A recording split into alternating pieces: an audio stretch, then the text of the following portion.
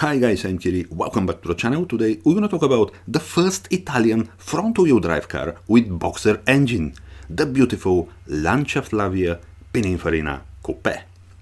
For the first time the car appeared at the 1960 Turin Motor Show as a 4-door Berliner version with 1.5-liter engine.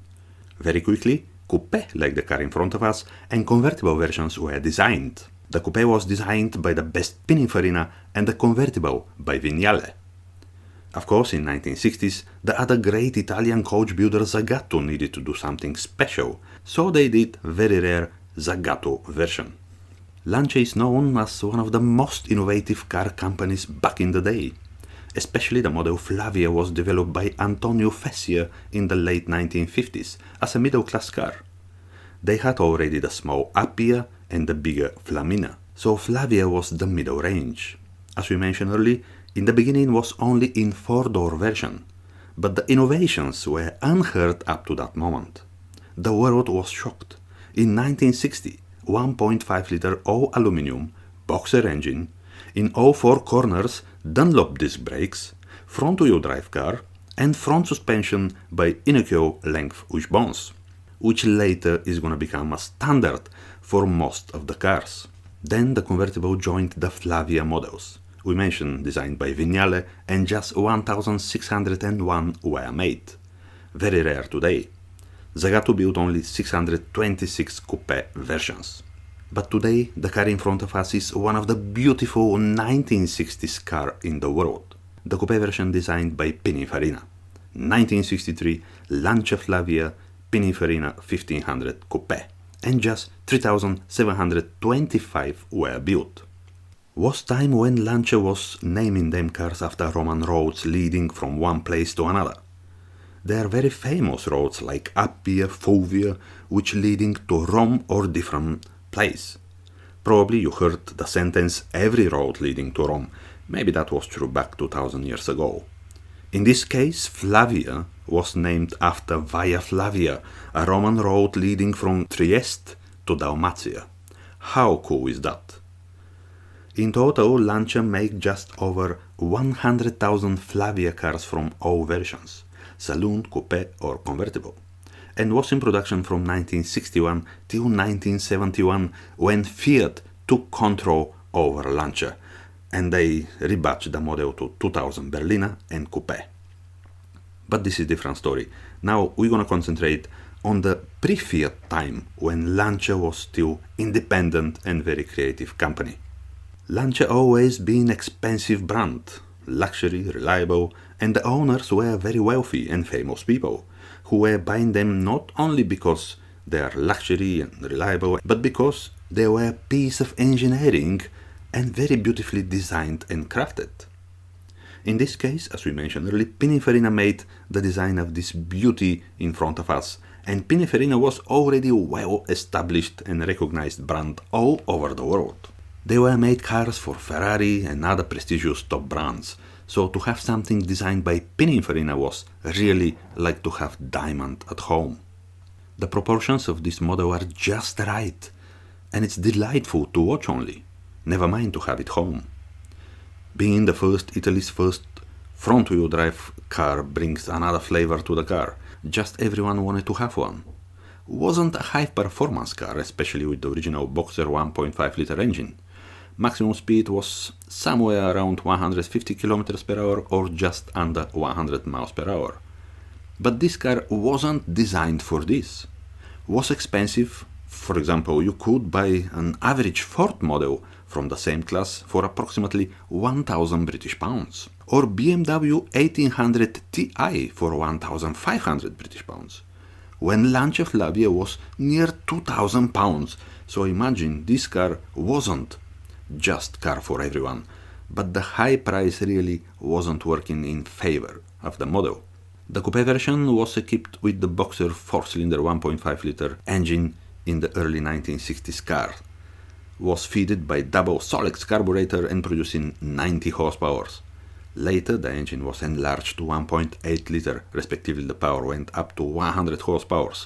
Even injection system replaced the carburetors on the late cars. Was known as a 1800 Iniezione.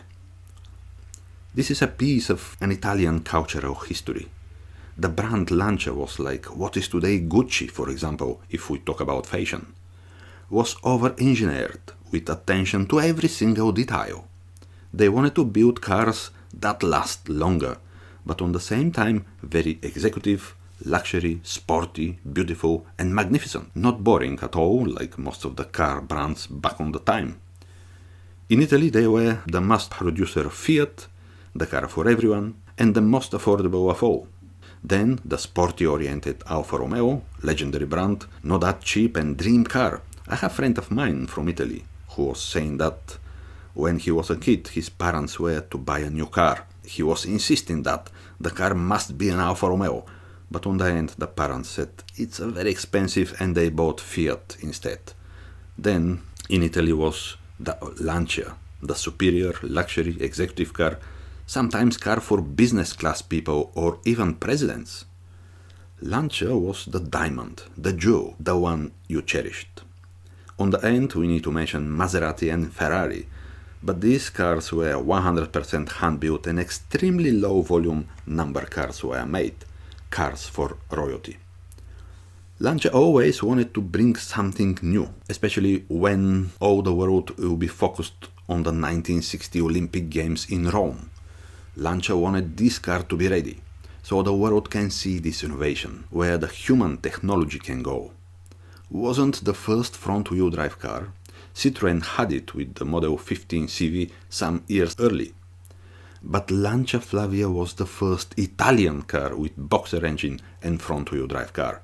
This was the car to bring that revolution to Italy, and then everything is a history. Nowadays, more than 90% of the cars are front-wheel drive, thanks to the brave people to bring these innovations, which was scary for the time. On the same time, front-wheel drive cars were more stable on the road, especially in North Italy, where the winter was a really proper winter with snow. And that architecture where most of the weight is on the front axle gives the stability on a slippery roads. The boxer flat engine is positioned in the front of the front axle, and the gearbox is behind the front axle, so it's perfectly balanced around the front axle. Also, the flat engines are sitting low. The gravity is very low. Again, to drive this car in 1960s was absolutely delightful, and you can feel the difference between the old style rear-wheel drive cars and the Flavia.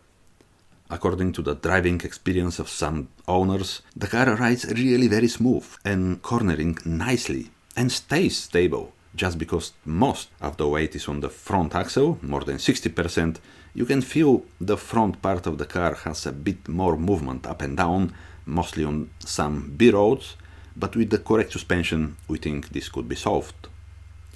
Let's say again this car wasn't designed for racing. Intention was completely different. They had them race cars in 1960s, the Fulvia, little, very light and nimble car that won many races.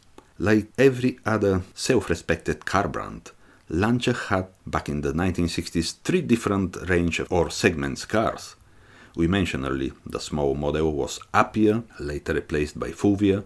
Next, middle class was the Flavia, the car in front of us, and the bigger one was the Flamina. But all they had many different coach builders and modifications. Flavia was accepted very well, and again to mention, wasn't very cheap.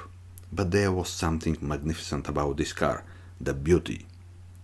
First impression was, I want this car.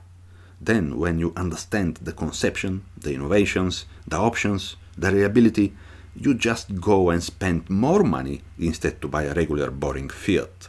But the most important moment is the happiness, the smile in your face when you sat for the first time inside the car. And all this happened in early 1960s, when Italy started to move up economically, when the influence from the American cars and lifestyle became a model, and everyone realized that they deserved better life, and why not better cars. Lancia Flavia Pininfarina Coupe today is very appreciated classic car from 1960s, over 60 years old, but the design is so magnetic and all the car actually is very desirable. Some best concours examples fetching over 50,000 euro, American dollars or British pounds. There are of course some examples in very bad condition for total restoration, which you can buy for 7,000-8,000, but the cost of top level restoration is very high.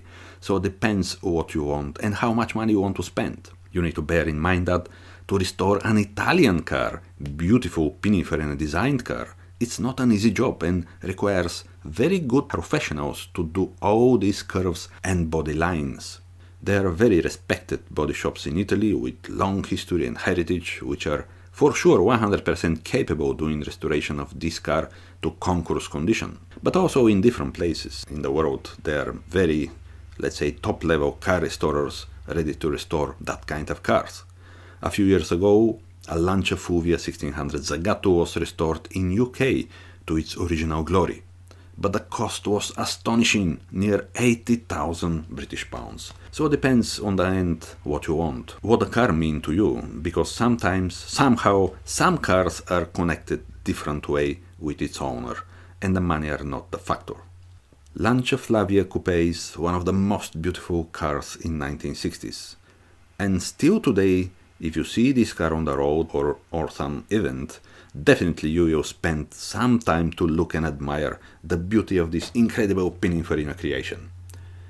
But if you see it in action, first thing what you will notice is the sound of the phenomenal, a bit sporty flat 4-cylinder engine. The sound is unmistakable, especially in high revs, very delightful for the ears and distinctive on the same time. You can drive all day and never get bored from this car. This is what the real gentleman driver wants. To get dressed nicely, put the gloves on and sit behind the wheel of a car like this. Why not exactly this? A Lancia FLAVIA Pininfarina Coupe, and go away. Maybe Italian Riviera. Even if you want to escape a bit more, just cross the border and visit the French Riviera. Monaco, Nice, Cannes, Saint-Tropez, etc. etc. But when we mention France, we have to say that Lancia FLAVIA Pininfarina Coupe was very popular in France as well. I don't think French in 1960s, they had something like this. They had sporty cars, but not like this, executive, sporty, luxury, not crazy expensive cars, and on the same time rare cars. So guys, I hope you liked the video about this very special 1960s Italian Lancia FLAVIA Pininfarina Coupe. If you like, please subscribe my channel, because this really will help me with the algorithm and we're gonna improve the videos. So guys, please subscribe my channel and see you next time. Bye!